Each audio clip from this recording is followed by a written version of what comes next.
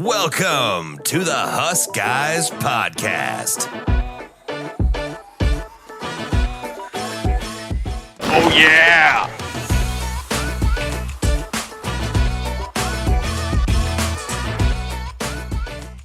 What's up, everybody? It is 8:30 at night on September 26th. It's a Thursday night of game week, and we unfortunately are coming off our first loss of the year. So we got to work through some stuff. We got to work through some stuff. We got some things to talk about. We got some things to get off our chests. We got some things to work through. It's not fun. A lot less fun to prepare for this after a loss than after a win. It took us till Thursday. Yeah, it's we're going to start with some stuff. Let's kick things off. We're just going to talk quickly through our sponsors. So pipeline-jerky.com. I want to make sure everybody goes to pipeline-jerky.com. We're getting hammered a little bit, guys. So I would appreciate if everybody eases off on the comment section on hammering us for pipe. We're not actually out there blocking. We just created the jerky that is behind it. Every bag will help us get better linemen who are consistently getting hurt constantly. Yep. That's super fun. So, every single week we seem to be losing a marquee guy. Turner Corcoran now going down. Prohaska down. Two guys in this picture are down. But good thing is we're deep and the boys are coming back. So buy some jerky. Enjoy it. Get it for your tailgates. It's really very good. The honey barbecue is fantastic. And also, we're doing some fun stuff. We got upcoming tailgates coming up potentially for the Wisconsin game. We've got steaks coming up for Christmas time. The players have been great. So check out pipeline-jerky.com. First, our merch. You guys check out HuskGuysStore.com. We switched up today. I've been wearing This Is the Year hat the entire time. I've switched to Run the Damn Ball, as well as Andrew has shifted to Run the Damn Ball, because not that it's not the year, but, they got to take a little quick step back on it. Maybe it's not quite, the year. But then I've also mixed it up. I went from Pipeline Jerky shirt to If We Die, We Die. And then Andrew's rocking the off-season national championship shirt. Check out HuskGuysStore.com. All right. So now we're going to get into it. And I need to use this first part about it because we need a little bit of therapy here before we kind of go into the game itself. Let's get something off our chest. Yeah. Let's talk a little bit about this football team. So Andrew and I watched the game together. We don't usually do that. We live in different states. We watched this game together. It was not one of my better performances, put it that way. I was thinking about this a lot. I think we all take every game extremely personally. The first one for me is the first loss of the game of the year always just absolutely destroys me. I think it's truly because I build up the entire offseason. All we do is talk we pump Kool-Aid, pump Kool-Aid, pump Kool-Aid. I believe every single word of it. I believe and I think for this one too, especially where last year we lost the Minnesota game, the very first game of the year. You rip the Band-Aid off and and I think we lost 2 years. Almost every year we're ripping the Band-Aid off first game right away. Yeah. This is 3-0. One of the best games I've ever been to in my life against Colorado. We are riding absolute high. And I really realized I love the feeling. 3-0 was fantastic. I was getting compliments. People are reaching out. Our follower counts going through the roof. People, friends from all different walks of life are texting. I was loving all of it. I think I realized I took this loss so much harder because I was oh, this sucks that we're back to not being good again. It's what a complete 360 gut punch. And then, so I think that's kind of where, I just think the pain of it. And then I think there's a spin zone here at the end, which I've come all the way around now by Thursday that I can spin this into a positive. But the pain of being 3-0, everybody's talking about 7-0, 7-0. We're going to start 7-0. We're going to start 7-0. It's just Illinois. A team that we beat handily last year. I think to lose to a team that you thought you were going to win, that you're favored by 8, and they come in and just absolutely maul you in front of 90,000 people. Yeah. The way we lost was extremely painful. Losing to Illinois again, 4 out of 5 seasons, losing to Illinois again. All of those things compounded by making this extremely personal. And I had a hard time getting out of bed until probably today. There we go. How are you feeling? I'm also drinking whiskey tonight because I'm I got to get through this somehow. Yeah. I mean, it felt like some old demons kind of creeping back out and coming back out of the sewers and stuff, like something that we some old memory or something that you had buried in your closet deep down, and then when you're moving out of your house, you're just oh my god, I forgot about this. What is this still doing in my house? That's what it kind of felt like we were bringing out this old dusty memory book of just horrible earth-shattering, soul-shattering losses and things that you just are completely unthinkable. And so we do have to talk about the end of the game and kind of how he handled things a little bit. Just let's put it out there in the universe and how we're going to move on with things. But one of the most shocking things was when we missed the field goal. I was like, they're going to go drive down and kick a game-winning field goal. And it was shocking that we made it to overtime because just in classic fashion, we would have lost that in regulation. So that was a nice new twist on torture, was that we made it to overtime. It was like no hope, followed by hope, followed by no hope. And then it was the worst overtime to ever be played in the history of football at any level. Yeah, third and 42. A worst. They score in 2 plays, and we completely forgot how to play football. I mean, we looked completely comatose. It was just absolutely insane. The offensive line just, I don't know what happened. I have no explanation for the overtime. But let's fast forwarding, I guess. Let's kind of break it down a little bit here. So start from the beginning. We'll kind of hash through some things, what went well, what did not go well, and how we're going to fix things and why not all is lost. I would say that's a good place to be. Didn't start out great. It started out with a punt, 4 plays, not a great opening drive and stuff there. And then Illinois just marched it right down. The thing that stood out to me from the very beginning, like in that first half, was like the length of a lot of their drives. So they go down, they go up 7-0. They made it look pretty easy. We basically had a blown coverage right off the bat, and that was kind of a sign of things to come, was that the very first touchdown, the guy was completely uncovered in the end zone. We come back, and we're looking pretty darn good. We have a nice long drive, and then it stalls inside the 5-yard line. This is probably like, if you're picking something that I think that you can pin on Satterfield for the day, this would be my moment of like, I mean, we're wearing the hat. Run the damn ball. We're on the 3-yard line against Illinois in your home stadium. You have a first down inside the 5. You pound it. And after, this times it was an incredible drive. It's an 18-play, 72-yard drive. The defense is tired. You know, they've been on the field for 18 straight plays. That D line is dragging.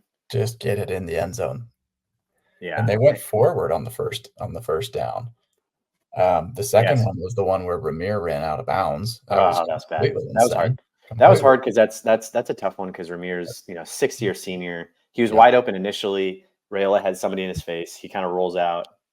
Yeah. And then he runs out of bounds. But you can't do that as a 6-year senior. No. And then for some reason we decided we're calling a fade route on third. It was a penalty. We got screwed. I agree, but you shouldn't even be in that situation. Run the ball. Yeah. Every time down there. And then even if you don't get it, like first drive of the game to tie it, I think you go for it on 4th and just pin them deep and trust that your defense is going to get their SHIT. So here's a question. I think what they legitimately struggle with, because we're passing a ton in the red zone. I think they struggle a ton with the fade route from the 2-yard line. Well, but hear me out. Like I think that they struggle with the fact that Dylan is the best player and they want the ball in his hands for every important play. Yeah. And I like that to me is like what's in their brain. Is they're like, all right, we need to roll them out. We need to throw a fade route. We need to do something, because they don't quite seem to have the confidence in Dowdell or Emmett or one of these guys to run it up the middle, which it's not excusable. I mean, and we're not about to face the worst, rush defense in the country. But the other thing, even before that too, like I think there was 2. That drive was, that's an 18-play, 72-yard drive that covered the span of 8 minutes. That's a fantastic football drive. I mean, it was going. That's like if you want to look back, like we were actually in control of this game up through halftime, especially up through that. Except for that first drive for them was very concerning. Like kind of skipped over that. Like they were mauling us, absolutely, like massive open holes, like all sorts of stuff. They were like, that to me was a little like, especially like when you compare it to like the Colorado game where they went 3 and out, 3 sacks, and like things were a disaster. So that was concerning. Yeah. But, I mean, the day you look back on the game, and of course it's like, it's not one play that lost it, but it's a culmination of missed opportunities. Again, it started on our second drive. Missed opportunities. Like you're inside the 5. If you run it 3 straight times and you don't get in, so be it. But like, I would like to think that we can trust that we can move Illinois 3 yards with a goal line. In 2 plays. Yeah, exactly. Which they did later in the game. In their defense, the Bonner Yeah. play later in the game was they figured it out. They ran it. They ran, kind of a cutesy little play. But even at this point, right? So your field goal followed by. Yeah, you're still feeling okay. Like, you're feeling okay because the points. next they go 2 plays fumble, which we did force 2 turnovers. Like, this defense is doing a great job forcing turnovers, struggling with tackling. But you follow that fumble up, 4-play touchdown, and this is the Rayola show, the one to Naylor in the back of the end zone. So like, fantastic. Rayolas. I mean, that was like hot knife through butter, and honestly, I was feeling pretty good at that point too. It was just a sigh of relief. It's 10-7. You're like, okay, scored I think 4 plays right after the turnover. That's 4 great. plays after the turnover, and also Rayola's looking dialed. I mean, an 18-play drive that he drives them all the way down, followed by a touchdown. You're like, all right, this guy is locked in, and he was the whole game.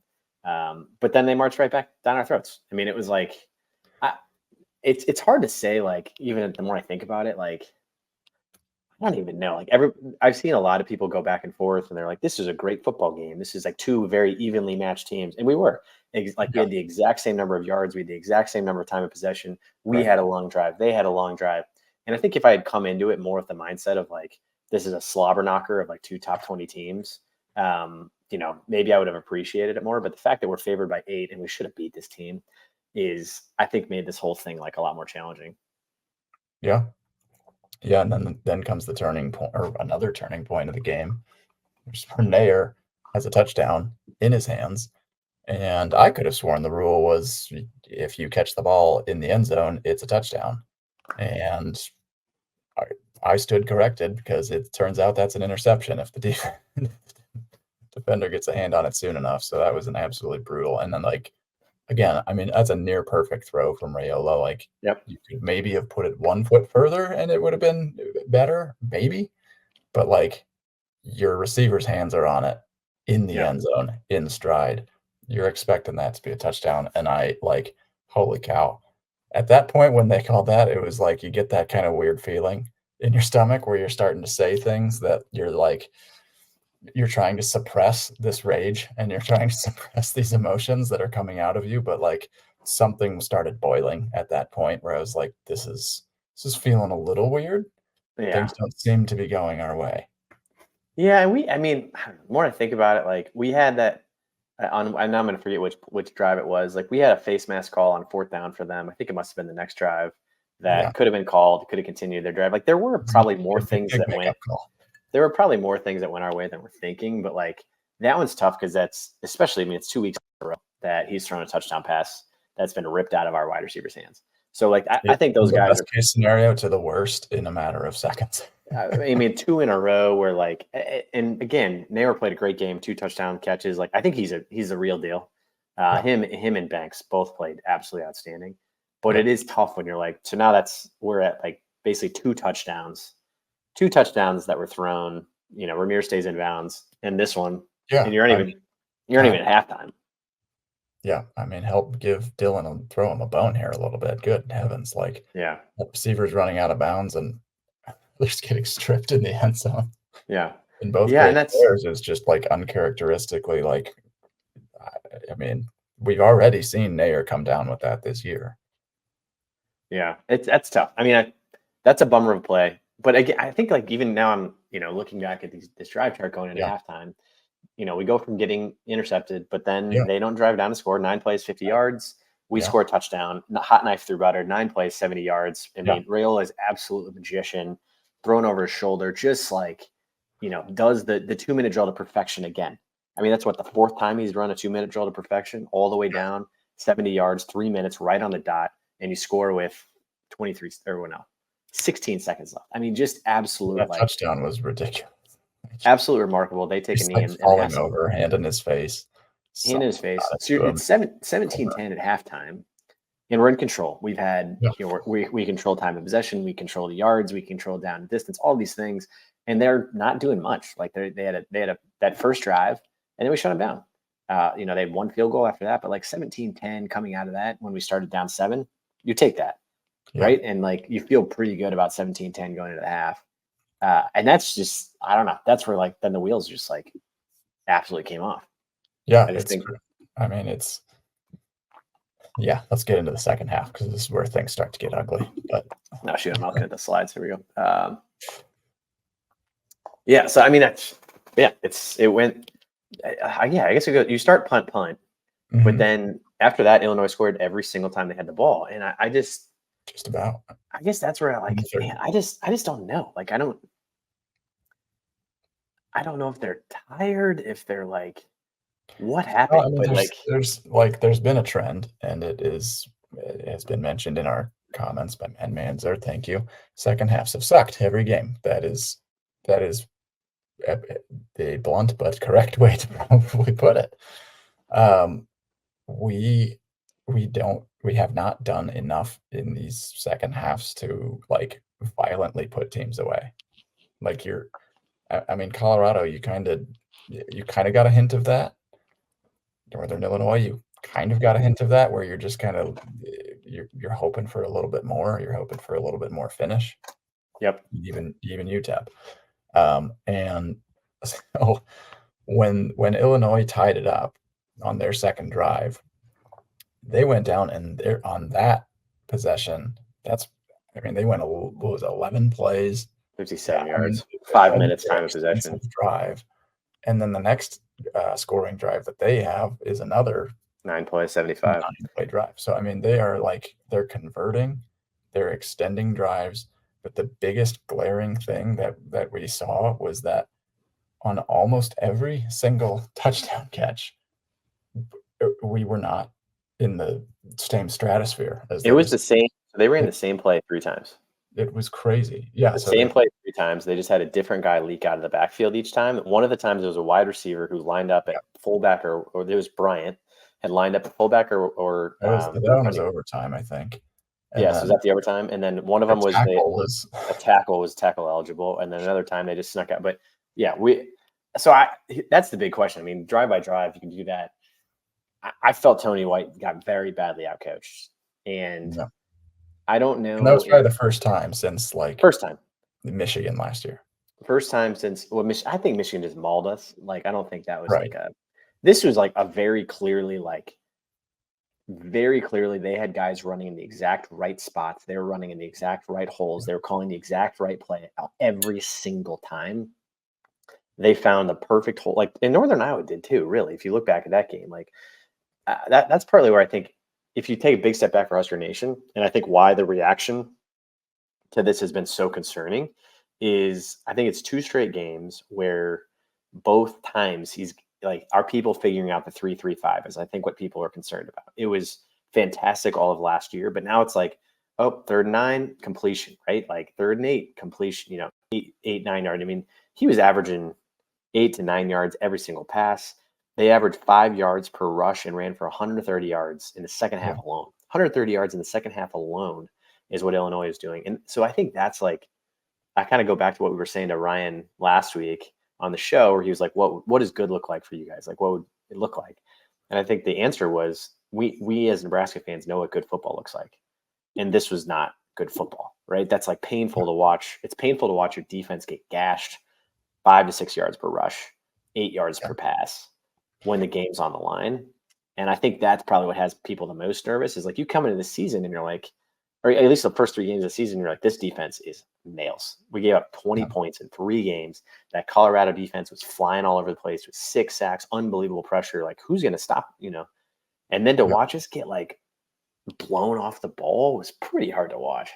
Yeah. And the same kind of goes for the offense. Like, you need to be able to run the ball to win Big Ten football games, period. I mean, really to win any football games, but in the Big Ten, we know how this goes, and we know how like 1 possession games go. When we're winning 17-10 in the second half, I know they tied it early, but we go up 24-17.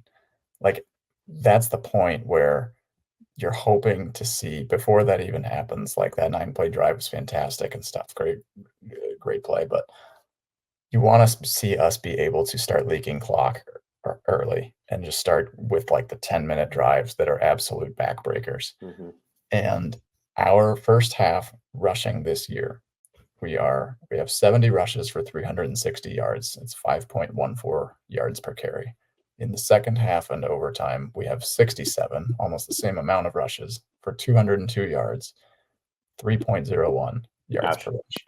So that is nearly 2 yards per rush less in the second half. On third downs, we have 14 first downs on 22 attempts rushing. Doesn't sound terrible, but that's a lot of like 3rd and 1 to 3, 3rd and 4 to 6. And like those are just those easy conversions that you need to be able to reliably rush. And it's the situational rushing that I think is like the last thing holding this offense back right now, which is surprising because it is the exact opposite of what we all kind of thought going into the year. Going into the year, you've got a stable of 4 running backs. Irvin hasn't really seen the field. Emma Johnson didn't get a carry in this game. So you basically got Dowdle and Ramir doing things. I think some of us thought Emma Johnson was going to be the presumed starter going into the year. So that was unexpected. Her strength of the offense last year, just by default, because we couldn't pass more than 4 yards at a time or ever, was our rushing game. We averaged about 170 yards rushing a game last year. And so these are like surprising things because now we can suddenly pass. Our best 3 players are Rayola, Banks, and Nair. And then we can't figure out how to run. We rushed for 1.45 yards per rush against Illinois, if you include the sack yardage. So, I mean, that's unacceptable. And, it eventually led to our demise here as well. Like, what do you think? I mean, what do you think of Dowdell as the starter? Good. He runs hard. Yeah. He runs very north and south. I think you do need a change of pace back.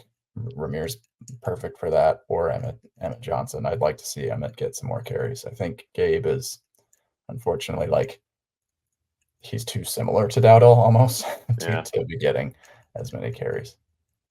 Yeah, I mean, he had 20 carries, 72 yards. He runs hard. It's hard to say how much of it's like rushing or the offensive line or the play call or whatever, but it is tough when you're in this situation where it is, gosh, I mean, you look back at where we were, 24-17, you're feeling pretty good with, and then they marched down the field and just absolutely obliterate us, followed by a quick 3-and-out, which was I think that, was that our only 3-and-out? No, I guess we had a couple. We had some bad second half drives. It was when Rayola fumbled twice. Like that's again a time where like, okay, it's 24-24 in the fourth quarter. You got under 10 minutes. Can you just completely bleed this thing down? And eventually we had a drive that was great, but like that would have been a great drive to not be airing it out and just say, all right, we're gonna take this into our own hands. But like, you go 3 plays, 2 fumbles from Rayola. That's the play calling there too. But but then then the defense stands up. Defense stands up with a fumble, and you're like, God. But even so, like this whole, I don't know. I felt weird this entire, like, even the missed field goal drive. I just had I don't know why I had such a bad feeling. It was just like we got to bleed it. We weren't bleeding it enough. Like I was like, they're gonna, even if we kick a field goal, they're gonna go back. Definitely that was definitely the point where it started to get really unfun in your house, and at that point you left the house entirely. Yeah. I needed a quick break. I just needed to find myself. I literally left the home, and we didn't know if you were coming back. No, I had to go find myself. I went on a personal mission to find myself. I didn't find myself. Husker Nation, I mean, I don't know if anyone else handles things poorly, but I was down on the ground, face down in the living room. I mean, so was out of the house entirely, taking a walk around the house. So, I mean, the two plays that are absolutely, so like we've already identified 4 or 5 of them. So you've got Ramir running out of bounds. You've got the ball that gets ripped out of his hands. You've got, and now you have 2 plays right here that is basically the only plays that Huskers fans have been talking about is 3rd and 3 on the Illinois 21-yard line. Again, is this a Dowdell run for 4 yards? Then you can, because there's 3 minutes left in the game. You run that down, and if he gains 3 yards, or you do a quick little option play, whatever it is, if you gain those 3 yards, you're running that clock all the way down to 30 seconds, right? That clock is gone. Yeah.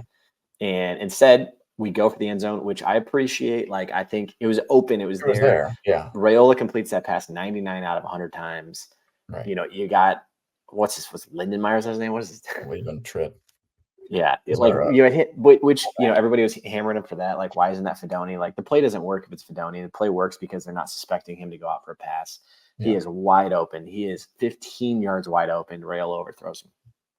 That you score a touchdown there, game over. We're talking about a win. Every other We're pass. still we are still very concerned about the team, but you're celebrating a win. You're 4-0, and you're heading into Purdue week 4-0, which would be freaking awesome, but we're not. Then I guess the missed field goal was like so freaking classic. Of like, I was finally like looking this kid up. I didn't Just even a know who this comedy kid of errors.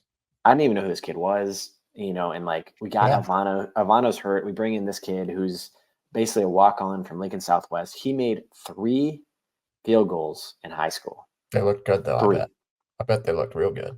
So then he went to Iowa Western. He redshirted for a year. He didn't kick once. And his first, he made the first field goal of the night. So props to him for making it. But his second field goal of his career is in the highest, most pressure-packed situation in of the season. And it's like that to me is like didn't go great. That to me comes back to like coaching of like, one, why don't we have better kickers on the roster? Which like it's been 10 years of just having the worst kickers of all time. I don't understand this. Yeah. Like a kicker is going to get hurt. You got to have a second kid, and he can't just be like a walk-on who decided to like show up to practice yesterday. Like, get a freaking kicker. Yeah. But then the other part of it is like, if you know this kid's not that good, why are you putting him out there in like the most important situation of the season? If they had gone for it and missed it, he just like didn't sound like he even second guessed it, and I kind of don't blame him. Like, it's a 39-yard field goal. It's a 39. It's a chip shot field goal. It's just, it's 4th down. You're in a great spot. You kind of just you take the points. And he was like, I just thought it was a makeable. Like, I don't even think he really, I don't blame him for just kind of saying like, this is anything within 40 yards, like you're kicking with 3 minutes left. Yeah, and so I think that's what I mean. As everybody looks at this game, you've got missed field goal, you've got a missed touchdown pass, you got a touchdown that got ripped away, and you've got Ramir. So that's 4 separate plays. But like Nick was talking about the what if game. It's like being like the king of the what if game. Like, we've been playing the what if game so now everybody's been throwing around these stats. That's 31 one-score losses since 2018. And it's okay. It's unfair to put this all on Frost. Like, those are all Frost losses. Got it. Now Rule's lost 5 What if straight. we won half of those? Matt Rule has lost 5 straight one-score games, and he's lost 6 out of 7 one-score games. Like, he's on the meltdown track too. So you're like, what is going on with these guys that they can't kind of turn this thing around? But there's this element of like, it's like when you're in these crunch time games, I don't know. It's just like, how do you put these guys in a better position to win? We're chasing 3. We're talking about all this stuff. We're still chasing 3. We are still chasing 3. We're not even close to 3. We don't have a kicker to make the chasing 3. So I guess it's like, when you play the what if game for a decade, you go like, oh, what if Adrian hadn't fumbled against Michigan? What if we had made this kick here? What if the Michigan State kick had, like, the fact of the matter is 31 times, all of the what ifs, we screwed up every time. And a lot of these aren't like bad calls. They're legitimately just complete the pass, Dylan. It's like, he played absolutely out of his mind. Nobody's going to criticize the kid. He's an absolute gem. He's the best we've got. But like, he can, you got to throw it, you got to catch it. In that situation, like, you need that play and you need this kick. The spin zone, I guess, like, when it's all said and done, because this one hurt. Like, I will admit it. To any Illinois fan that wants to hear it, this one, I mean, God, this was just a big kick in the knockers for sure. The spin zone is that if you're going to trust, like, before this season even started, if you were going to say, hey, like, one side of the ball plays a bad game, like, who is in a better position to recover faster and get back on track faster, you're probably going to say the defense. Yeah. Like, the before the season started, before we knew anything, we would have said, okay, if the offense like isn't massively better, like, yeah, that makes sense. We did not see the defense being massively worse. And I think that we've now had 2 games in a row where like they've just had extended drives and like situational defense has not gone well. I would say that I trust Tony White to get the defense right, probably even more than I thought that we'd be getting the offense right. And so it's very encouraging that our offense is putting up like pretty impressive numbers. And I think that Tony White proved himself enough last year in year one that with largely the same personnel, I'm expecting that it can get our act together here a little bit. Yeah, The biggest concern remains the secondary. Like after that game, I'm actually a little scared. Malcolm Hartzog in man defense is rated on Pro Football Focus as the 14th worst in the country out of like over 600 defensive backs. He's the 14th worst in man coverage for his ratings. I mean, yeah, Tommy Hill being out is not good. Yeah. So I mean, that's what it is. I mean, now we're definite flashing concern. up the stats on the screen. You can see some. I mean, I hadn't looked through these in a minute, but Yeah. every single receiver averaged a first down per catch. So Bryant, No, it was 5 just catches. gashing us. The defense was way too that's soft. 14 yards per catch for Pat Bryant, 10 yards per catch for Franklin, 7 yards per catch, 12 yards per catch, 15 yards per catch, 14 yards. I mean, that's crazy. Every catch was a first down. You're right. I mean, and if you look at all of their long catches as well, you've got Bryant with a long catch of 29. You've got Franklin at 17, Aiken at 12. I mean, and it goes on. You've got 6 players in double digits that all had catches over 10 yards. So, I mean, they were gashing us. And the craziest thing was that, like, we didn't seem to adjust. And that's probably what Tony White wants back the most, is that you saw what happened when Sierra Wright went and put some pressure on. We end up with a strip sack. But, like, we didn't seem to be able to get any pressure. And then we were also not covering well. So I was like, what's the strategy here?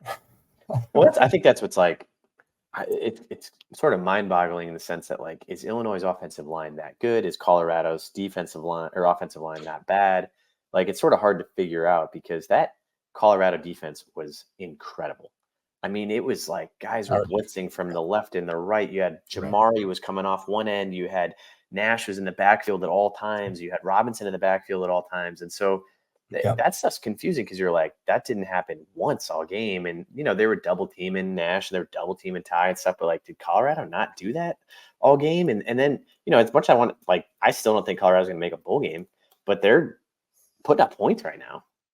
Right. Sure. So, like, yeah, they're still they're not putting up 0 points. And, like, now I'm like looking at their schedule. They just put like they put up 28 on Colorado State. They put up 38 on Baylor. I know those teams stink, but, like, that's not 0. And the fact that we shut them completely out. Yeah. And then you turn around and kind of have got something. I just think it's like if that team can figure it out, and maybe it was a matchup nightmare. I don't know what, but that's definitely a concern. But yeah, full spin zone though. Yep. Spin this thing back into positive. Back to positive. positive. This side of the right side, I think Banks is the real deal. Banks is the real deal. I mean, he caught some passes that were like we haven't seen in 10 years. Like it was like he had the toe drag on the left side. Yeah, he doesn't drop the ball.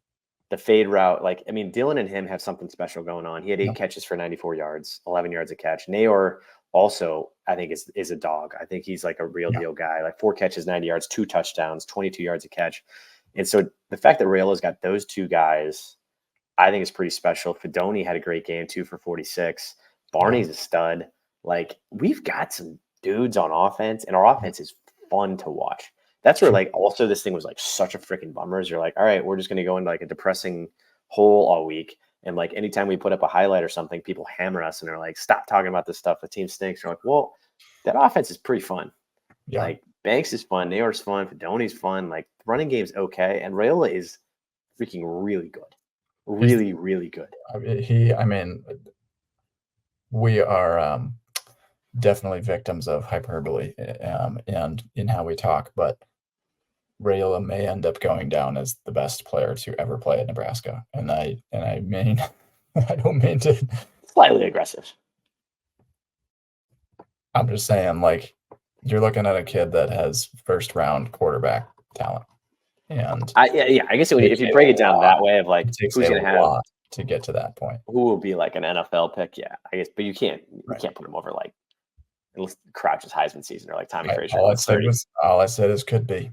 And hey, I will take it. I mean, it's a treat to watch. It's a treat to watch him play football. And I think you haven't said that about a lot of guys. Like I think Trey Palmer is a treat to watch play football. Like he truly was, that was a legit player. He's an NFL talent. Like those guys who come around not very often. Stu is a treat to watch play football. Like all these guys are a treat to watch. And so I think that element of like, having these players, you can't be losing on that. Here's my other, and I don't know if we're still covering this stuff, but betting's on Purdue, right? Here's my macro spin zone. Okay. All right. So I was loving the 7-0 talk. Like I loved all of it. I drank all the Kool-Aid. I spit out all the Kool-Aid. I was, guzzling it all. I was feeding it all to masses. I do think, I don't know, it's not that it got in people's heads, but like there is this element of now like that we're going to win all these games. We're going to go 10-2 talk. Like I feel like the pressure is off in a lot of ways. And this is again, giant spin zone, but like pressure being off. What's crazy about the rest of our schedule now is this 7-0 talk, 7-0.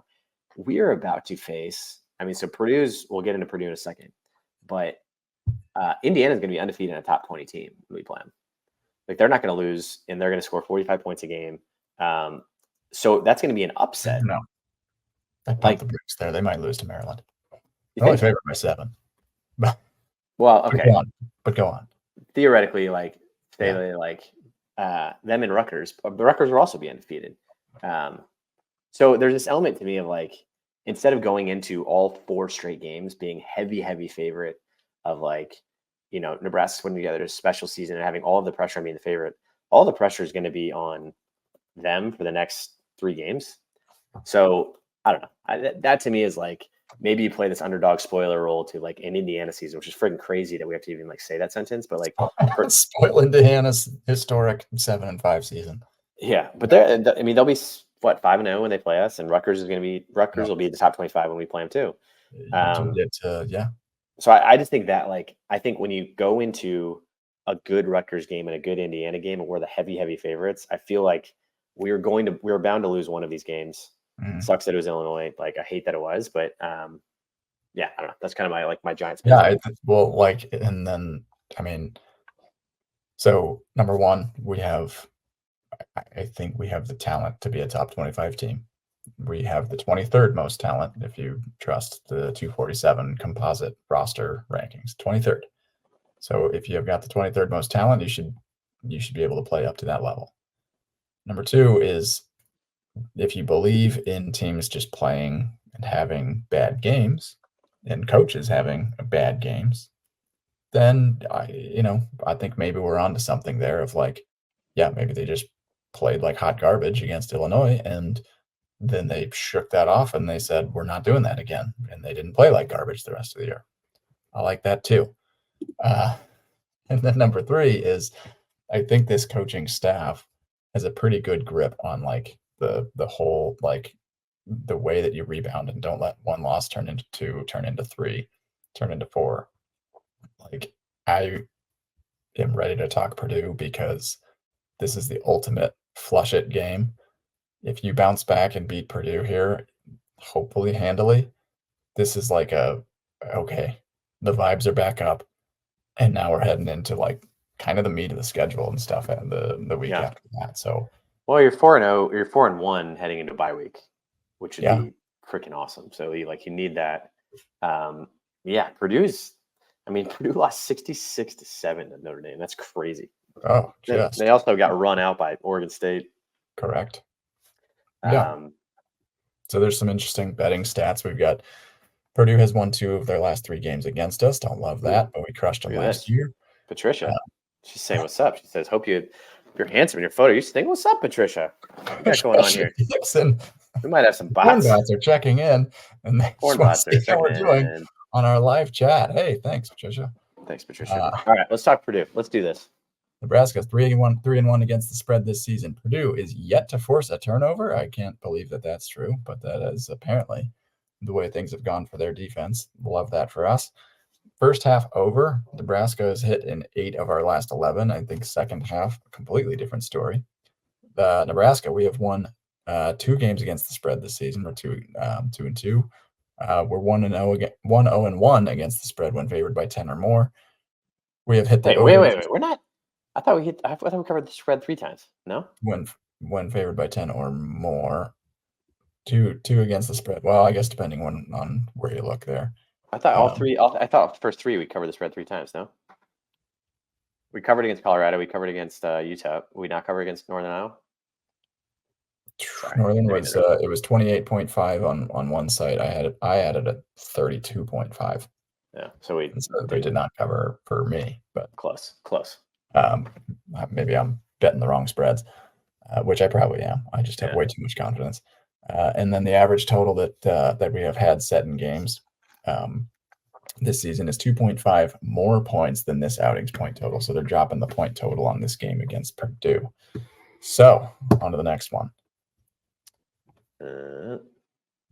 We are Purdue is stinky. Here's where I'm feeling good and where I'm feeling not so good. But their offense, not good. Their offensive efficiency, not good. They're decent at rushing the ball, and this is going to be a good test for our defensive line. But the theme of this game is this is a get right game. Like, this is a get your shit back together and get focused and finish this month on a high note. Passing yards 171.7 per game. That ranks 111th in the country. Rushing yards 183 per game, a little better at 49th in the country. Points scored 25.7, 105th in the country. Pass yards against 123.3, pretty good, 9th in the country. However, no one needs to pass on Purdue. They're giving up 269 rushing yards per game. That's 132nd in the country, and they're giving up 34.7 points on that 269 rush yards per game. 34.7 points allowed per game is 119th. So this is a run the ball down their throats all day. Let Raiola, just hand the ball off, give it to all 4 of our backs, like from the beginning of the game. You've seen what worked. You saw what just worked last week. You saw Notre Dame put up a 60 burger on them. I'm looking at the Notre Dame box scores. Notre Dame had 578 total yards, 362 rushing yards. But the only thing that Notre Dame and Oregon State both have, 362 rushing yards is insane. 362 rushing yards. That's old school Nebraska rushing yards. But they did have, they got 100. Both Oregon State and Notre Dame had 100 rushing yards from their quarterback. So there's clearly like an issue stopping the run on a running quarterback, which we do not have. We do have Harburg. Sure. I wouldn't be surprised if we actually get him in for a couple of special packages, like in the first and second halves. Purdue still has Hudson Card. That's crazy. Yeah, that dude's been around forever. Transferred from Texas. Yeah. So looking at these stats alone, we can move on to the next one. But that's going to be where things are won, is basically our offensive line. I'm a little bit worried about Corcoran going down, although, historically he hasn't been the best, but that's just me coping. Now we've got Katula that's going to be starting back there. This is his first year that he's been starting games. A little bit worrisome there. And then you got Mazuka, who apparently is a complete psychopath. Would love for him to be taking it out on Purdue players and not our own players and coaching staff. But here we are. I would be shocked if he does not play this weekend. Yeah, you got to play it. And then we flip to their defense versus our offense. Their defense is pure poop. They are so bad. But they've got Kydron Jenkins. This guy's an absolute stud. He was all league last year. Look at his tackles for loss. He's got 5.5 tackles for loss already. He leads their team in tackles as well. And then he's got 3.5 sacks on the season. They've only played 3 games. So 2 quarterback hurries as well. He's a stud. He's the one guy to game plan against on their team. Yeah. They've got a decent secondary, but their defensive line is just trash. And we need to be able to handle trash. Yeah, I think you're exactly right. It's a get right game. It's, they are struggling, and I got a buddy of mine's a big Purdue fan, and he's like, this team is, they've moved on to basketball basically is where they're at. And I think when when their fan base is like that, you're like, all right, these guys they're just not the Purdue of old. Ryan Walters appears to be a little bit in over his head, which is good for us. But obviously what you have to do is You can't let this be like their one game. Like Purdue comes out every year and they've got one game that they play out of their minds, and hopefully it's not this game. But they'll upset Ohio State, they'll upset Notre Dame, they'll do like something crazy and beat somebody. So Oh yeah, love the and they got Spoilermakers. they got enough talent that they can do it. You got Hudson Card, they've got Reggie Love, like they've got some talent on the team. Mockney's Sure. pretty good too. But what's the line? 10, right? The line's 10, and maybe I'm feeling irrationally confident, but I just see these rushing numbers. If you go on to the next one there, Dave, like it puts it in even further display. But they like the rushing numbers alone. We tend to do pretty well against teams when you already kind of know their weakness. You don't necessarily have to be two-dimensional to beat them. Like if you trotted out the Army or Navy on this team, like you could probably still beat this Purdue team. They're that bad at defending the run. I mean, looking at these percentages here as well, just a lot of green pointing towards the Huskers. 5.3 yards per play to produce 4.8. 0.4 points per play to produce 0.2. That's doubling them up. Our completion percentage is a stark difference, 71.29% for Nebraska, 43.9% Hudson Card not getting done. And then probably the biggest one that stands out that's going to, I think, end up determining, like, are we going to cover the spread or not, is the third down conversions. We're at 50% on the year, and we actually did decent against Illinois. Purdue is at 14%. 14% converting their third downs. And that's the difference right there. To me, like, can our defense, they have not been able to get off of the field. Yeah. Like, they didn't do it against Illinois. They did all these long extended drives. Northern, like, they had long extended drives on us. It didn't result in points, which was awesome. But, like, you're hoping not to bend against that team. And then Illinois, it was bend and they broke.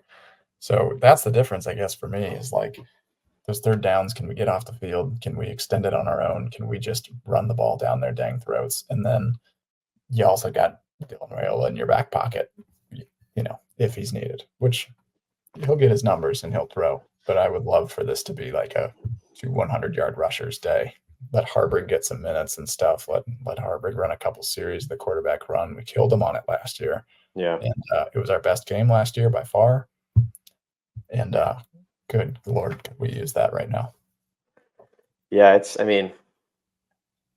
I feel good about it because I think I'd seen this feature on, I think Urban Meyer said this, and so did Saban, of like, I think everybody assumes that players lock in more after wins and they're like more confident playing after wins. He's like, it's actually after losses because players, especially college athletes, take so much pride in their game and they get so pissed off, and now they're getting dragged across campus, and they're like that week of practice after a loss, at least according to those two guys, I'm sure Rule would say the same, ends up being the best week of practice in like the most, focused week of practice. And so that's where I think you have that confidence of like all the stats add up. We're good. We're good. Like, this is a good team. You've got a good quarterback. You've got good wide receivers. You've got good running backs. You've got good defensive players too that are just not making the plays they need to be. But everything kind of points in the direction of, this is a get right game. This is gets the boys good. And then you head into a bye week too. Heading into the bye week at 4-1, I think anybody would be thrilled with that heading into that. Like, obviously we're talking about 7-1 talk, or 7-0 talk, but you head into bye week 4-1. You haven't done that since 2016. Yeah, you just got to win. You got to find a way to win. You can't have like monumental, like, don't let the wheels fall off. Yeah. Just stay focused, keep the boys going. No, 100%. I mean, and like, if Purdue's picked last in the Big Ten, if you can't beat this team, like, I mean, wheels are off. You got something seriously wrong in your whole season. It's like, comes off the rails. Cancel the podcast, cancel the. Yeah, well, I think that's what it's like. These are the games, when you make $9 million a year. This is what you got to win. You can't make $9 million and lose these games over and over and over again. And I mean, that's where it's like, look, we're all on Team Rule. We're all like, nobody's jumping off yet. But that's 5 straight 1-score game, complete meltdowns in unthinkable fashion. It's like, all right, this is the exact same thing that it's been for the last 10 years. I trust him. I think he's the guy to fix it. I think he's got the operational savvy. I think he's got the right team. I think he's got the right folks and the right coaches. You just got to do it, and I think there's you got to win this game. And I think you win this game, you head into the bye week, and then you've got those 2 right after. If you got Rutgers and Indiana, then you are staring down 2 good games, heading into the Ohio State week, and just get the confidence going. I think is probably most important. Yeah, I mean Purdue's got, they've got some random spark plugs. They had the 30th ranked transfer class, I believe, something like that. But they had 2 Georgia receivers that came in, University of Georgia, Georgia. And then they've got 2 Georgia players on defense as well. One's their lockdown corner and stuff. So, keep it away from their secondary. I think pass if you have to, but this should be a run first game, first and foremost. This was my favorite play of the game. His drop back on this play. It's 1st and 10, but you're responding to an Illinois touchdown. Defender in his face, chucking it up to Fedoni. Just finding him in open space while he's getting tackled, and his head, he got hit in the head. Got a little forearm shiver on this play. This to me is all of his potential in a nutshell. He backpedaled just enough so that Fedoni could kind of peel out on his route and get open, and all the way down to the 2-yard line. You almost have a touchdown there.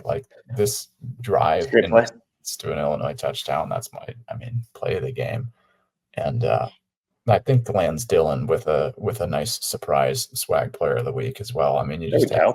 You got to hand it to him. Offensive player this time around. He also had a nice walking the dog. I think it was. He was doing a little dog walking in the end zone at a different juncture in the game when he pitched it to Bonner. That was awesome.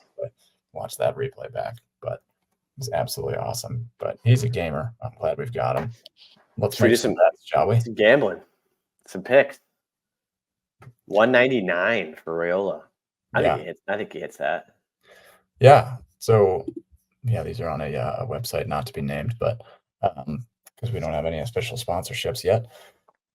But we can go through a couple bets here and see what we're taking over and under here. So up at the very top, we got Dowdle receiving yards 5.5, and then receiving plus rushing yards 86.5. I said it earlier a few minutes ago. I'm going overs. For both? Oh yeah. Well, I don't know. They don't really pass to Dowdle, honestly. On the has he had 86 rushing yards this season? That's that's 1 catch. But this is a get him to 100 yards. I don't know. I'd take the under on that. Really?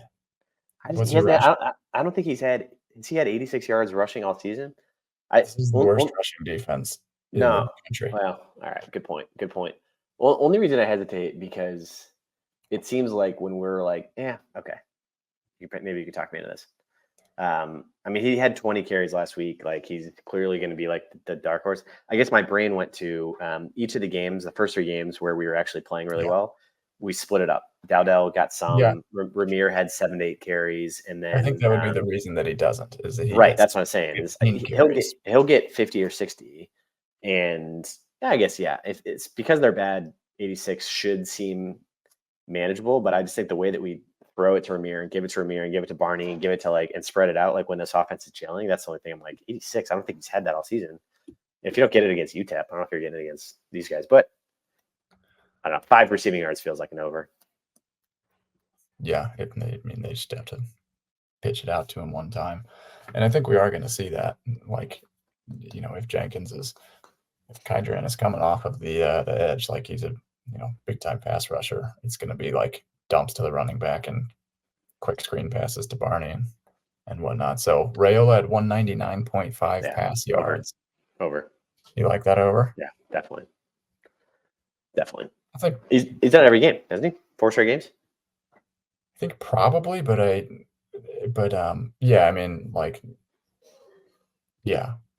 because I also think this is just going to be a matter of if we end up getting up by a couple possessions, you're just gonna keep handing the ball off. Yeah. Yeah, but even I mean, I don't know. If he's in the game, he's throwing the ball. I also think the thing that we haven't had all season that I think potentially can come against Purdue is like we haven't had like the Jalen Lloyd 70-yard bomb yet. Just You know? bombs. Yeah. Well, So he's had one or two. But no, but I'm saying like the he doesn't. true like Yeah, Trey yeah. Palmer bomb, the true like Trey Palmer Just bombs away. send it to the moon. Yeah, they'll like Dylan. I mean, Dylan can throw the ball 70 yards. So I it's like love a good Trey Palmer bomb. the bombs away, just like you're on your own 20, and he just like lets it loose, and like there's 70, and then all he needs is like 120 more. All right. So you think 1.5 pass touchdowns over under for Over. Rayola? Over. Yeah. 202 tutties at least. All right. Yeah. All right. Yeah. I that 235 with the rush, like I don't think he's gonna get 35 rushing yards. I think he'll get it all passing. Like he doesn't. I don't think he's had like 10 rushing yards all season. So I don't know what that one's about. I think one that's a lock is Nair for 43.5 receiving yards. Like that's easy. I mean, you gotta crush that one, right? That one's easy. That one's easy money. Give me that. Give me that. Yeah, that's easy money. Bonner at rushing and receiving yards is at under. Like I think that was yeah. I don't think he's scoring again. It was a great play. Great play, but it's like they're going to see Bonner in the backfield and be like, Bonner's in. Okay, yeah, right. Yeah, we got this one now. Yeah. Who do you think scores our touchdowns? I think we'll score a lot. I think we'll score 35. Okay. So with that, Dylan's going to easily have 2. Mayor's going to have 1. Banks going to have 1. Dowdell hopefully have 2. There's 4. Get 1 more from like Fedoni. I like Fedoni's a good pick. So that's 5, but separate bet was Fedoni's over under on yardage was I believe 19.5. Oh yeah, that's a good one. That's a good one. Take that one. Smash that one. I mean, it's one every catch he makes is like 19 yards. So we're going Nair over 43.5. We're going Fedoni over 19.5. We're going touchdown. This is a huge parlay we're building. Touchdown. Baby touchdown rich. Banks. Touchdown Nair. Yeah. 2 touchdowns Rayola. Yep. Touchdown Dowdle. Touchdown Fedoni. That Ramir Johnson one at a rushing receiving touchdown. That one's like a little. Yeah. Maybe. Yeah. So Ramir at 0.5 rushing over under at 0.5 rushing receiving touchdowns and 24 rushing yards. You don't know. I mean, I would say yes, like because all of these are kind of right at. That's why these freaking sites are so good. They're kind of all right at where I think the game will be. Like I think Dowdell will be like most of the time. So well, I think it's like Dowdell will be at 50 to 60 yards. Ramir will be at 20 to 30. Sure. These aren't like outlandish numbers. It's not like it doesn't say over under Jamal Banks 4 touchdowns. It's like 0.5. Like yeah, you would think. I would think. I would think our best wide receiver would catch 1 touchdown pass. I would think Nayor would catch 1 touchdown pass. Like that's seemingly like manageable. Or like Ramir at 39 receiving yards is a little kind of a lot. 24 rushing yards feels manageable. 24 for Ramir does feel manageable. He's just got to break 1. Yeah, I mean it's crazy. Like I tweeted this today as well. Our average time of possession is 34 minutes, 44 seconds. Purdue's average time of possession is 22 minutes. Our average plays per game 74 to Purdue's 50, and the different. I mean that's. So over the course of 3 games, you're averaging 24 more plays per game on offense. Yep. Like that's over the course of 3 games, that's another game that you've played. Yeah. It's 24 plays per game more. It's insane. So like, God, you've got to get this offense clicking early and often, but I just want to see us establish the run. Just so badly. Yeah, and I'm responding to it. So Jeff Olson wrote, Nebraska needs to win the next 3 games to qualify for a bowl game. I think I generally agree with the sentiment in the sense that these next 3 are must wins. I don't agree though in the sense that I don't think Wisconsin's that good. I think Iowa's obviously good each year. USC, I think we may match up better with USC just because of the way we played against Colorado. And UCLA is not good. So I think there's if we can play the way we're supposed to play, I don't think losing out from Ohio State is what we're going to do, but it would be nice. It'd be nice to have 6 wins going into Ohio State, get the monkey off your back, and then you win I mean, you two were of at the you next. were at 10-2. Where are you? Where'd you fall to after Illinois? Which day? Right now or like on? As of Thursday. I'm still at like. I still think. I mean, there's Kool-Aid still flowing. I still think you can. I still think I'm in that like that 8 to 9 range. Okay. Realistically, probably 8. Yeah. Boy, like and the ninth win to me is Wisconsin. I like that. Like I think 8. Or Iowa. Yeah, or Iowa. Oh, I guess I'm I think Wisconsin's going to lose again this weekend. I forget who they play now. I think they play US. Who do they play? Shoot.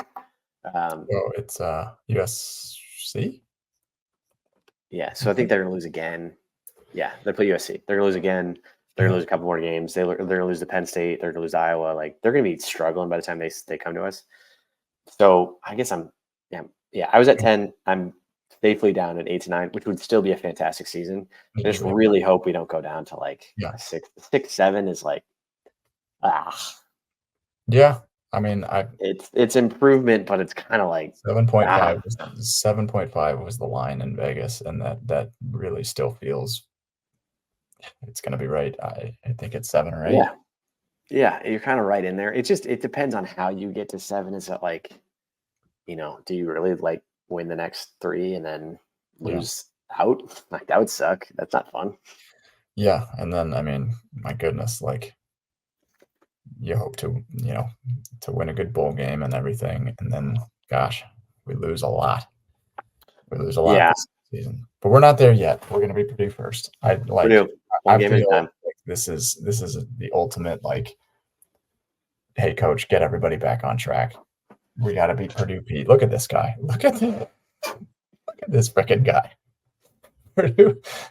Purdue Pete. It's like the worst designed mascot. First of all, look at the plastic just hanging out over the front of his chest. It looks so dumb. You're boiling. His eyes are in the constant state of shock. I mean, just like he's constantly looks like he just did some amphetamines and went to a concert that he wasn't supposed to be at or something. Purdue Pete.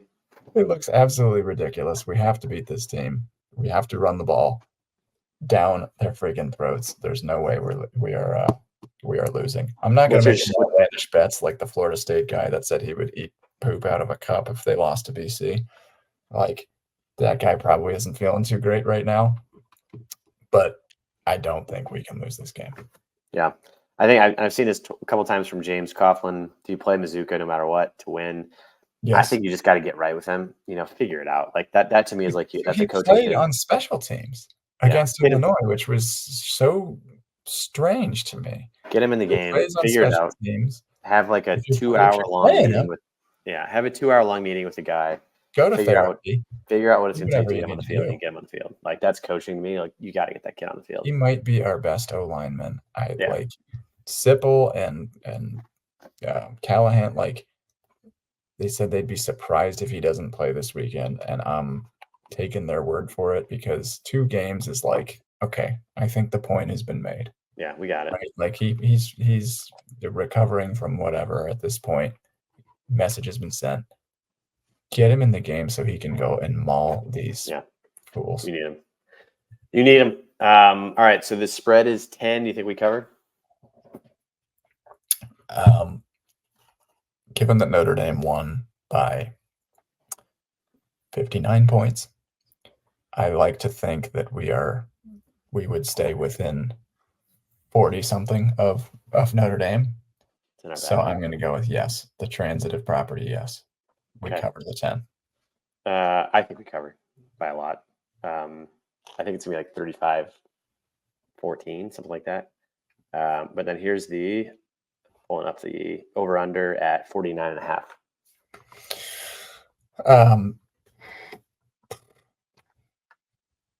I think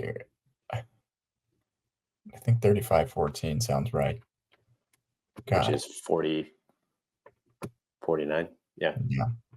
Under 49.